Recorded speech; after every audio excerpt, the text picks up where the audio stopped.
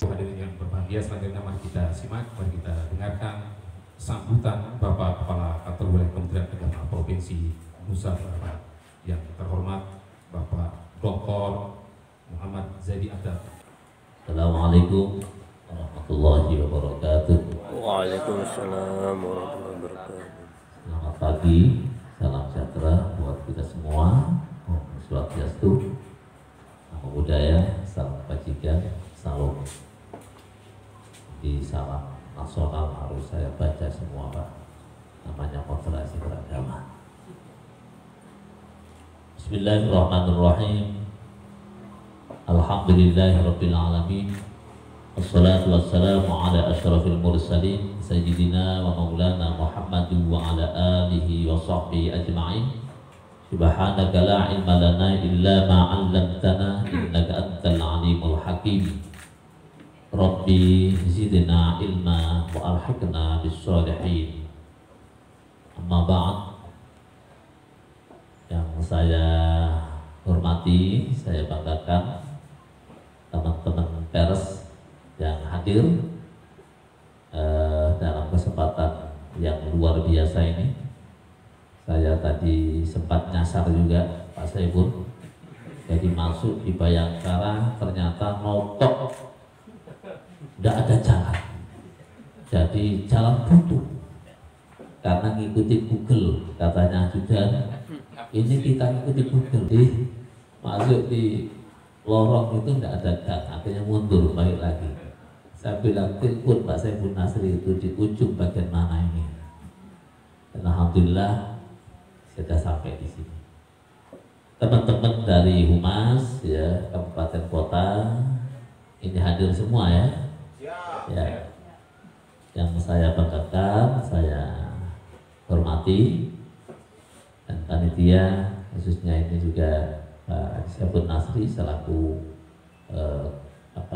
Kasubag Humas di Kanwil, yang mudah-mudahan juga tidak selalu slow, tetapi harus terus bergerak. Sebab nanti kalau bergerak itu sesuai dengan namanya, karena namanya Pak Saiful Nasri itu di Kanwil sudah terkenal namanya perahu karam.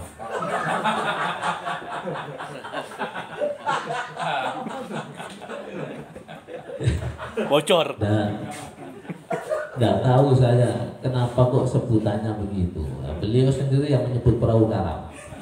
Di perahu karam itu perantah Humas Kanwil Mataram. Nah, jadi karam jangan identik dengan tenggelam.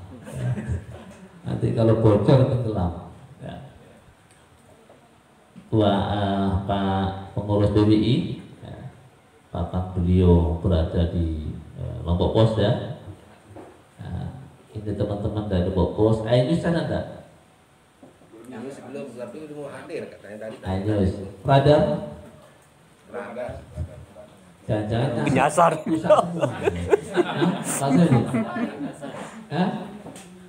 Radar udah ada. Terus mana yang lainnya? Asal saja ini. Lombok Pos. RRI, mana RRI? Mana RRI? Oh, kamar mandi. TVRI? Oh, TVRI. Ya. Kemudian telepon siapa Mas Junet? Ainus ya. Ya, karena ini yang sudah MOU ini ya harus sigap. Bapak Ibu sekalian yang saya banggakan, alhamdulillah tidak bosan-bosannya kita selalu berupaya dan berikhtiar untuk melakukan yang terbaik dalam kerangka melakukan pelayanan kepada masyarakat kita. Karena sesungguhnya bicara tentang pers ya, pers ini kan macam Pak. Jadi kalau kita bicara tentang pers itu konon katanya bahasa Belanda ya, bahasa Inggrisnya press ya, kemudian bahasa Prancisnya presse ya, bahasa Lomboknya woro-woro. Jadi kalau kita lihat dari fungsi dan peran terhadap pers ya, media massa itu luar biasa. sampai di dalam konstitusi negara kita ini ada undang-undang tersendiri tentang pers. Itu artinya bahwa pers ini sesuatu yang sangat urgen dan penting sekali dalam kehidupan kita, tidak hanya dalam dunia pemerintah, dunia akademik, dunia olahraga, tetapi hampir semua lini kehidupan itu adalah harus diinformasikan dan diketahui oleh masyarakat banyak. Makanya pada kesempatan pagi hari ini saya pikir momentum yang sangat tepat dan sangat baik sekali untuk kita berbincang-bincang, walaupun ya tidak usah terlalu serius. Nah, pers itu kalau terlalu serius malah gak jadi. Jadi kita santai ya, makanya Pak Saiful Nasri milihnya ya di bawah-bawah pohon begini. Ini kelihatan sebenarnya nuansa romantis, tetapi Pak Saiful Nasri sendiri kurang romantis. Karena beliau itu kalau romantis mesti nggak pernah meninggalkan istrinya, Pak. Cuman Pak Saiful Nasri kadang juga sama istrinya lupa, Pak. Ini mungkin pers tidak perlu saya sampaikan. Jadi Pak Saiful Nasri pernah ngajak istrinya ke mall, lupa dia, ditinggal pulang.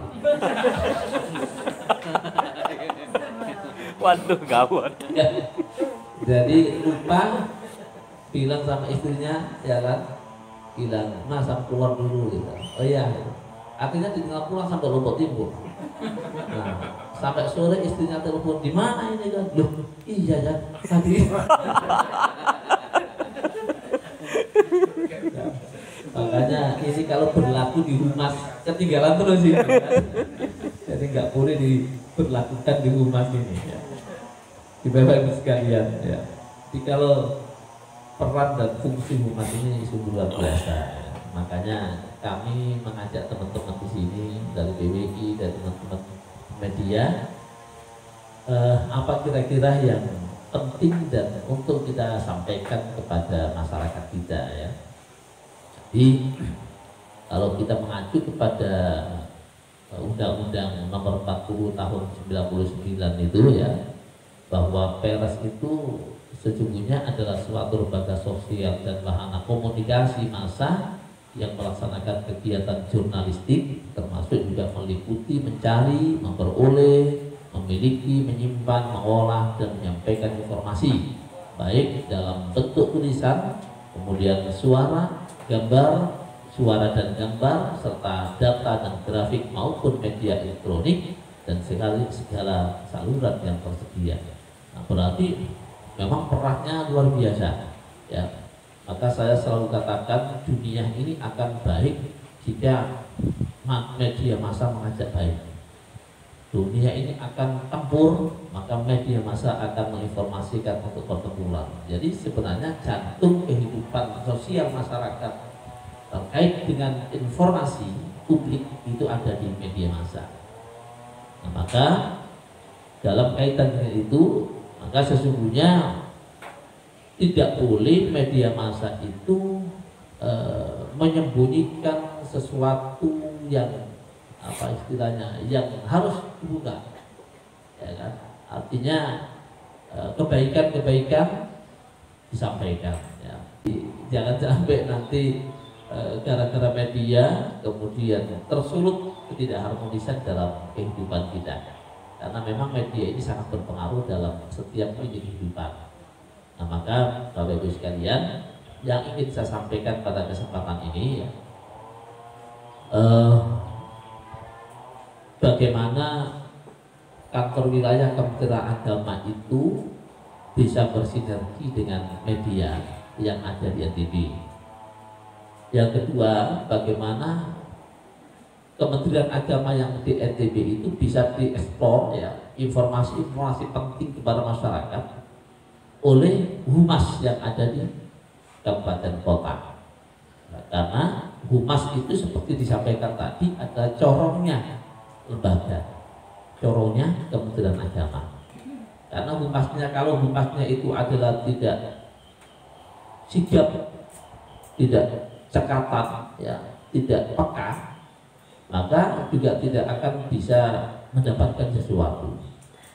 Itu sebabnya kalau kita lihat humas itu kan sebagai pendengaran, ya. Jadi di lembaga perkantoran-perkantoran itu sebenarnya corongnya di humas. Karena itu harus bisa mendengar apapun yang terjadi, baik di dalam maupun di luar. Ibarat manusia itu kita diciptakan, dijadikan oleh Allah itu adalah diberikan pendengaran. Wa ja'ala lakumus sam'a. Ada pendengaran, kita dengar. Nah, tugas humas itu ada mendengar apa yang ada. Wal absar, kemudian melihat realitas. Jangan melihat yang tidak realitas kemudian ditulis, itu akan bahaya. Wal afidah, ada rasa di dalam hati, ya, kira-kira apa yang saya dengar, saya lihat, ini kemudian saya forwardkan semuanya tanpa redaksi, tanpa editing, kira-kira orang bisa menerima atau tidak. Nah, kalau kita sama wal absar wal afidah, ada critical dan ada juga semacam filter juga, ya, di dalam diri kita, maka pasti kita akan memunculkan sesuatu yang baik-baik. Nah, itu masih ada afidah. Jadi kalau afidah itu kan hati. Dalam konsep agama itu ada 4 posisi dan keadaan hati. Jadi ada namanya disebut dengan basor. Basor itu ada melihat sesuatu yang tidak tampak. Kemudian masuk ke dalam lagi ada kolok. Nah, ya kan? Ada kolok. Kemudian masuk ke dalam lagi kolok itu, ya hati itu masih ada perasaan-perasaan lah, ya. Kemudian yang masuk ke dalam lagi itu adanya fuad. Fuad ini adalah sensor, jadi CCTV yang ada dalam tubuh kita. Nah, jadi kalau sudah ada fuad itu berarti sebagai media. Itu ketika dia mau menulis tanpa konfirmasi, tanpa tabayun, itu benar atau tidak, kemudian di floor, berarti fuadnya sudah hilang. Itu artinya apa? Karena fuad itu dia akan meneropong menjadi CCTV seseorang. Karena setiap perbuatan, setiap ucapan, setiap tulisan dibaca oleh orang, kemudian dia menggelinding sampai kemana arah, terus itu tidak benar, akan menjadi fitnah besar. Nah, fitnah besar inilah yang akan menjadi pertanggungjawaban. Maka ulaika kana anhu mas'ula. Semua yang kita lakukan itu akan menjadi mas'ul, pertanyaan besar. Tidak hanya kita ditanya oleh KPK, ditanya BPK, ditanya kepala, tetapi juga mas'ul itu pertanyaannya adalah kelak di akhirat. Nah, ini jadi saya pikir ini sangat penting sekali kita sampaikan semua. Makanya ketika ada hal-hal yang menyangkut di Kemenak, ya, kayak kemarin itu, ya saya agak sedikit marah, ya kan, ketika ada menyampaikan yang bersifat negatif kepada Kementerian Agama, maka saya suruh baca, itu kan, contoh kasus kemarin masalah zakat, ya. Nah, itu siapa saya bilang, tolong itu ditanya dan siapa yang menulis. Nah, ini saya ingin menyelamatkan dia sebagai seorang penulis, sebagai wartawan, karena tidak hanya persoalan-persoalan menyangkut kelembagaan yang besar di Kementerian Agama, tetapi menyangkut dirinya berhadapan dengan Tuhan. Sehingga saya bilang tolong itu, kalau bisa ada semacam klarifikasi, karena itu dibaca oleh orang se-NTB bahwa Kementerian Agama telah menggelapkan dana zakat seluruh kantor Kementerian Agama, padahal itu beritanya salah. Nah, dan itu kasusnya dari Ombudsman itu hanya di Lombok Timur, ya kan? Dan sudah datang saya klarifikasi, saya bilang tolong siapa-siapa yang terlibat di dalamnya kalau bisa ditelusuri dan diselesaikan. Nah, jadi ini penting, ya, karena kita sekarang bukan waktunya untuk mencari kesalahan dan mencari kebobrokan sebuah lembaga, tetapi Indonesia ini akan menjadi kuat dan besar manakala humas dan juga medianya adalah ingin menguatkan bangsa dan negara ini. Ingin bahwa bangsa Indonesia yang kuat, yang sudah memiliki konstitusi yang kuat, kemudian masyarakatnya punya budaya, nilai-nilai budaya yang sangat luhur, itu harus dijaga bersama. Maka tugas Kementerian Agama itu adalah untuk menjaga itu, termasuk juga bersinergi dengan teman-teman media, bersinergi dengan lembaga-lembaga yang lain. Itu sebabnya kenapa saya begitu masuk di Kemenang itu langsung menjelajah di seluruh instansi. Ya, jadi saya ingin jangan berjalan sendiri-sendiri. Negara ini tidak bisa diurus oleh satu kementerian. NTB ini tidak bisa diurus hanya gubernur dan diurus oleh dinas-dinasnya. Tapi pemerintah daerah harus bersinergi dengan Kementerian Agama. Maka saya datang ke gubernur, saya Kapolda, saya Kajati, Kemigrasi, BPKBN, terus kita lakukan. Kenapa? Kita NTB tidak akan bisa menjadi kuat manakala tidak bersinergi antara satu dengan yang lainnya. Nah, maka saya selalu katakan ya kepada teman-teman Dikbud, alhamdulillah sekarang Dikbud sudah welcome dengan kita ya. Ini sangat baik sekali ya. Nah, jadi Bapak Ibu sekalian, sekali lagi kembali kepada acara kita pada pagi hari ini adalah kita mensinergikan dengan media dan tentu juga kita harapkan nanti semuanya bisa menginformasikan apa yang ada di Kementerian Agama.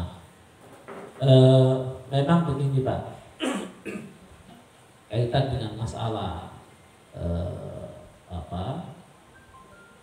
anggaran untuk media ini memang saya berkeinginan paling tidak itu kita ada sejak awal saya sampaikan ya, dengan media ini paling tidak ya ada kuartal lah 3 bulan sekali kita bisa bertemu ya untuk bicara tentang perkembangan media dan kemudian informasi-informasi yang ada itu bisa kita explore ya ke media. Jadi kalau misalkan 3 bulan sekali kan paling 4 kali dalam setahun. Kalau misalkan tidak kan 4 bulan sekali berarti kan 3 bulan. Nah, untuk bertemu ya kan dalam rangka untuk melekatkan ya kan saling silaturahim, sharing. Nah, mungkin ada hal-hal karena teman media ini kan pendengaran dan penglihatannya di mana-mana. Jadi kalau misalkan ada hal-hal yang sifatnya miring itu langsung bisa disampaikan. Pak, ini ada begini di Kanwil atau di Kemenak ini Kemenak ABC. Nah itu kita bisa menyampaikan, kita bisa tabayun, ya Bapak tabayun dan kita bisa mengklarifikasi. Andaikan misalkan betul, maka kita juga akan tidak lanjuti. Nah ini kita tidak ingin bahwa Kementerian Agama itu menjadi sorotan yang negatif ya oleh masyarakat. Tapi alhamdulillah sekarang Pak Menterinya sudah masuk nominasi 7 menteri terbaik. Nah, jadi perubahan-perubahan dilakukan di Kementerian Agama sungguh luar biasa ya.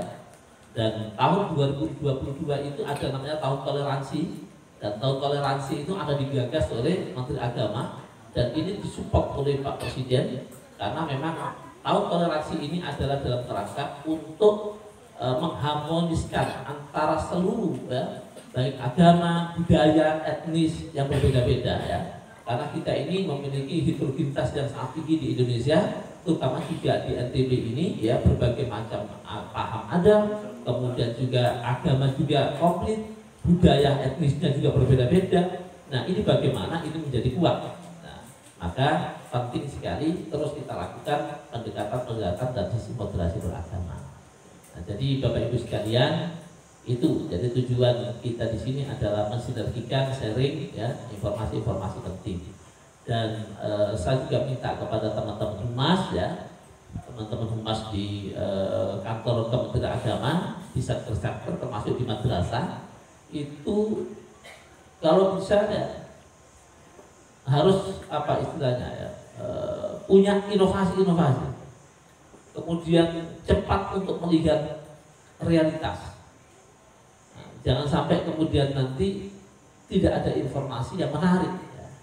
Makanya saya di Kanwil sudah membuat saluran website kita itu ya, yang sekarang alhamdulillah sudah terintegrasi dengan seluruh Kemenak Kabupaten Kota, sehingga teman-teman wartawan itu nanti kalau misalkan kepingin cari informasi tinggal klik web saja ya, di website Kemenak NTB. Nah itu sudah di situ ada fiturnya yaitu kabupaten kota, ya kan? Tinggal klik saja kabupaten kota nanti muncul semuanya. Tinggal klik berita yang ada di Lombok Timur apa, berita Lombok Tengah apa, berita Bima apa, itu sudah ada semuanya. Nah, makanya ini kita harapkan semua humas yang ada di Kemenak, ini operatornya sudah Pak ya? Humas dari mana? Kabupaten kota. Yang Bima ada? Kabupaten Bima ya? Kabupaten Bima? Kota. Kabupaten mana? Kabupaten ada? Yang dia ya di Kemenak ya? Kemenak kota ya? Jadi saksirnya di MTS 2. Oh MTS-nya. Yang Tesnya Kemenak yang mana? Tadi udah. itu udah sampai kita masuk pada kantor. Ya, ini penting sebenarnya. Ya. Siapa nanti Pak ya? Jabsen Pak ya? Kabupaten mana yang tidak datang? Ya. Ini sangat penting soalnya. Ya. Jadi saya selalu katakan bahwa semua informasi apapun itu harus melalui website kita, dan kabupaten kota juga harus sigap ya untuk memberikan informasi kepada masyarakat, termasuk juga satker. Satker memang di web masih belum connect ya. Jadi saya harapkan untuk tahun ini target saya sampai akhir tahun 2022 itu satker yang ada di madrasah seluruh 78 satker untuk negeri harus selesai sudah nge-link ke kantor wilayah Kementerian Agama webnya. Yang kedua juga KUA akhir 2022 juga harus nge-link semuanya. Nah, karena kita bisa memantau di situ ada berita apa, ya, hingga nanti webnya langsung nge-link ke sana. Ini sejalan dengan program Pak Menteri yaitu transformasi digital. Jadi kita juga semuanya harus menggunakan digital, dan informasi-informasi ini juga perlu disampaikan. Oke. Kemudian dari Dompu ada? Oh Dompu. Dompu ini di PTSB. Iya di PTSB ya. Oke. Ya. Ibu juga di PTSB-nya. Humas. Humas? Oh bagian umum. Humasnya mana? Humas dan umum. Oke. Baik. Kemudian yang dari Sumbawa? Oke. Di Kemenak ya? Humas. Oke. Kemudian yang KSB? KSB, alhamdulillah. Lombok Timur, ya Lombok Timur. Kemudian Lombok Tengah, Siap. oh ya. Kemudian Lombok Utara, oh iya. Lombok Barat, Nyasar. Lu darah sendiri kok nyasar. Di rumahnya sendiri. Gua ada sendiri nyasar. Aduh. Ya, Lombok Barat, kemudian Lombok, oh Mataram. Ya, alhamdulillah. Jadi gitu Pak ya. Memang saya bilang sama Pak Humas ini, tolong dikumpulkan semua. Kenapa? Karena web yang ada di Kemenak itu beritanya tidak bergerak. Suwet. Ada sebagian yang menginformasikan. Ya makanya kemarin ya KNU nanti harus banyak ya. Jadi informasi-informasi, berita-berita ya, karena KLU ini punya kecanggihan untuk membuat media ya kan. Tapi yang penting itu adalah informasi-informasi yang ada pada saat itu. Jadi itu informasi ya yang membuat orang banyak sekali kegiatannya kan gitu kan ya. Nah itu sebabnya kemarin saya memberikan reward kepada ya kabupaten kota, dan kemarin itu kena Lombok Barat karena pertama walaupun sekarang nyasar. Pertama itu yang kita lihat adalah pemberitaan, aktif tidak pemberitaannya ya. Kemudian pemberitaannya itu kira-kira menarik enggak ya. Yang kedua itu adalah kunjungan. Nah ya kan, jadi kira-kira kunjungannya ini banyak enggak. Kalau misalkan banyak berarti dia di Humas ini adalah sudah mensosialisasikan kepada seluruh yang ada. Nah, masa dari satu kabupaten itu webnya sehari hanya dikunjungi 5 orang, kan tidak menarik. Masih ada yang 0, masih ada yang 7, ada 40. Ya paling tidak kunjungan itu coba bayangkan. Kalau misalkan satu kabupaten setiap guru itu berapa? ya karyawannya berapa, itu setiap pagi disuruh buka web. Makanya besok itu kalau bisa nggak usah WA ya. Jadi kalau bisa itu memang harus semua pengumuman itu maklumat itu ditaruh di web. Ya, sehingga semua juga berkeinginan untuk melihat web. Ya kan, ada CPNS web, pengumuman CPNS web. Ya, nggak usah di WA kan, ya kan. Jadi semua kalau begitu berarti nanti pengguna layanan ini cukup besar. Dan kalau sudah besar, ini kan juga akan dipantau ya. Menpan juga melihat. Nah, alhamdulillah ya di Kanwil sendiri semenjak awal sudah sampai mencapai 10.000 ya. Jadi artinya apa? Berarti kan sudah banyak. Nah, kalau misalkan nanti setiap kabupaten kota itu membuka satu pintu tadi itu, maka bisa saja begitu membuka web itu kunjungannya bisa mencapai sampai 20-25.000. Dan itu sungguh ekspektasi yang luar biasa. Karena itu kita masukkan ke dalam satu pintu di PTSP itu dalam kerangka untuk melihat semua di kantor wilayah Kementerian Agama. Nah, itu menyangkut masalah berita ya. Dan ke depan memang juga web kita ini ada berfungsi untuk melihat transparansi kita. Makanya saya bilang sama teman-teman, anggaran RKKL misalnya nanti bisa kita publish, yaitu di web kita. Jadi misalkan nanti Kabupaten Lombok Timur, Lombok Tengah, ya, ini bipanya sekian, kita publish di situ, sehingga masyarakat bisa melihat, bisa mengawasi bersama. Oh ternyata Lombok Timur ini ada sekian miliar, untuk apa saja? Sudah terlihat, di Kanwil ada sekian miliar. Nah, itu dalam kerangka untuk menuju kepada zona integritas. Sebab kalau kita tidak transparansi, tidak kredibilitas, dan integritas, maka juga akan sulit kita akan menuju kepada membangun zona integritas. Nah, makanya di web itu ya sudah ada fiturnya paling pojok. Itu namanya mozaik. Ya, mozaik itu ada monitoring zona integritas. Jadi semua nanti di situ. Harapan kami untuk kegiatan kita program keuangan ya absensi di situ semua. Nah, makanya saya itu bisa ngeklik di meja saya ya untuk absen seluruh data di NTB. Jadi misalkan saya ngeklik Bima, klik Bima, eselon 3-nya, eselon 4-nya, pegawainya. Itu kan kelihatan Pak, absen dan tidak kelihatan. Kalau misalkan ada nggak absen, langsung saya telepon ke kepalanya. Kayak kemarin itu saya share langsung di grup itu, ini kenapa webnya tidak ada yang absen satu kantor. Nah, kemudian langsung terbang semua, siap panggil.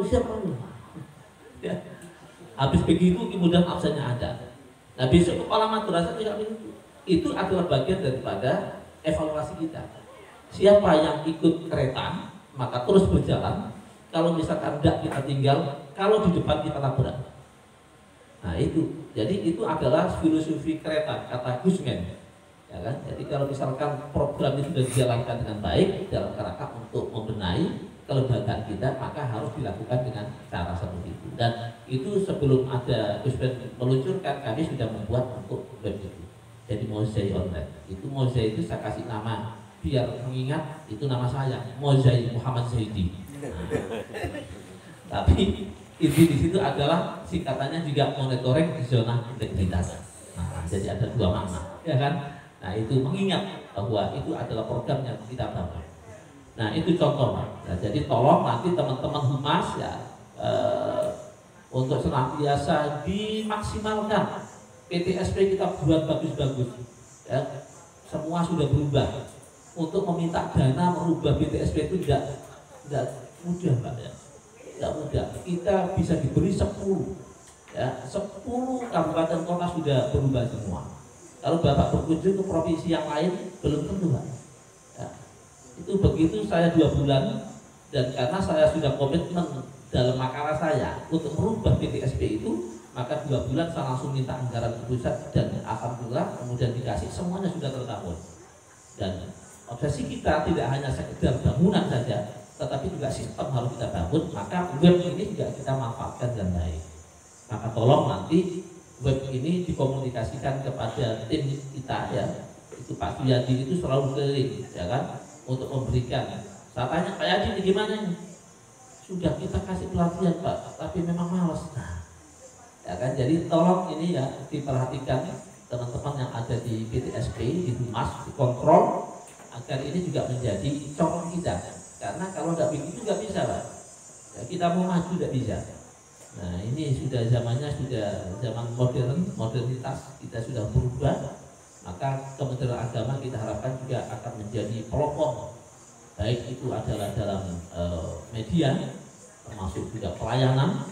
Ya, kita sudah melakukan perubahan pelayanan, termasuk kemarin itu tidak ada program 5-in-1 itu di Indonesia baru kita. Ya, jadi itu sebabnya mendapatkan respon dari Menko PMK. Ya, kita sudah memberikan pelayanan kepada masyarakat. Kalau nikah itu sekali menikah mendapatkan 5 kartu identitas, bukan 5 surat nikah atau istri.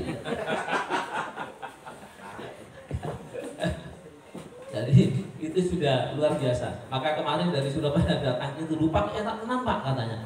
Kita kan biasanya ngurus sendiri. Nah, itu bagian dari pelayanan kita. Jadi dikasih surat buku nikah, kemudian kartu nikah, KTP baru, KK baru, kemudian Istri baru. Istri baru. Ya, dan termasuk juga buku keluarga sakinah. 6 jadinya. Ya, ya 6 sama istrinya ya. Jadi perubahan-perubahan kita lakukan, Pak. Terus kita inovasi ya untuk pelayanan masyarakat kita. Ya. Dan alhamdulillah ini responnya juga cukup bagus dari masyarakat kan, karena mereka tidak langsung mendapatkan identitas itu, ya kan? Dan sudah tidak repot-repot lagi. Ya. Apalagi saya lagi berpikir sekarang ada 2 hal yang harus kita selesaikan di tahun ini, yaitu membuat buku manasik dengan 4 bahasa. Ya kan? Dan 4 bahasa itu bahasa Indonesia jelas, tetapi juga harus ada bahasa Sasak, bahasa Samawa, dan bahasa Buju. Karena ini kalau haji dan umroh, yang haji itu mesti masalah Quran NTB saja.